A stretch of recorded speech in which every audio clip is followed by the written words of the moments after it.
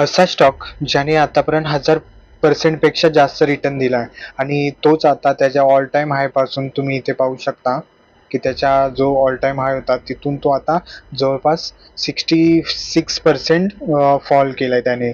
आणि आता जर तुम्हाला ह्यामध्ये जर बाईंगची अपॉर्च्युनिटी शोधायची असेल किंवा तुम्ही बाईंगचा विचार करत असेल तर कोणत्या लेवल्स इम्पॉर्टंट असतील किंवा जे कोणी ह्या स्टॉकमध्ये अडकून राहिलेत आणि ज्यांना कोणाला असं वाटतं की हा इथून वरती जाणं खूप कठीण आहे आणि त्यांना ते सेलिंगचा विचार करत असतील तर हा व्हिडिओ त्यांच्यासाठीच असेल. तुम्ही इथे पाहू शकता की त्याने जेव्हापासून ऑल टाइम हाय जो बनवलेला त्याच्यापासून आतापर्यंत कंटिन्यू हा फॉल म्हणजे सेलिंगच चालले आहेत.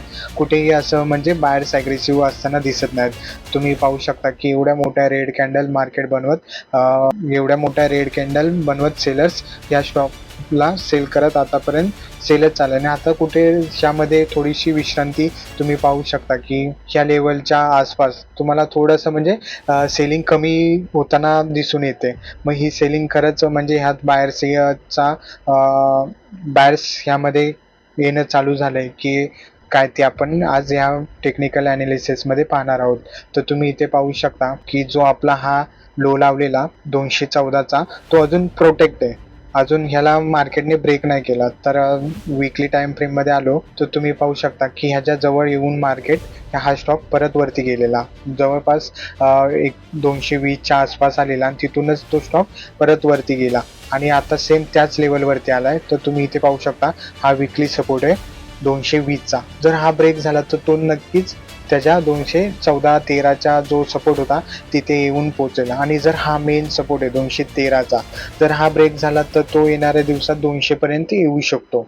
येणाऱ्या दिवसात 200 पर्यंत आपल्याला इथपर्यंत येताना दिसू शकतो. आणि जर हाही जो सपोर्ट आहे जर सस्टेन नाही केला आणि इथून हा ब्रेक झाला तर त्याला पुढचा सपोर्ट हा 185चा असेल. आणि त्याचबरोबर तुम्ही पाहू शकता की 180 म्हणजे हा जो पूर्ण झोन आहे ना जवळपास 182 ते 170 पर्यंतचा हा त्याच्यासाठी एकदम स्ट्रॉंग झोन असेल, डिमांड झोन असेल. जर ह्या डिमांड झोनमध्ये हा स्टॉकने काही अपसाईडचं पोटेन्शियल नाही दाखवलं तर येणाऱ्या काही वर्षासाठी हा पूर्णच एक साईडवेज झोन म्हणून काम करेल. ह्याच्यामध्ये पूर्ण म्हणजे काय जोपर्यंत एखादं कोणती न्यूज येत नाही किंवा असं कोणतं ह्याला चांगला ह्यामध्ये कोणी इन्व्हेस्ट करत नाही तोपर्यंत हा स्टॉक सध्या तरी एक साईडवेज किंवा डाऊन साईडचाच मुवमेंट करत राहील.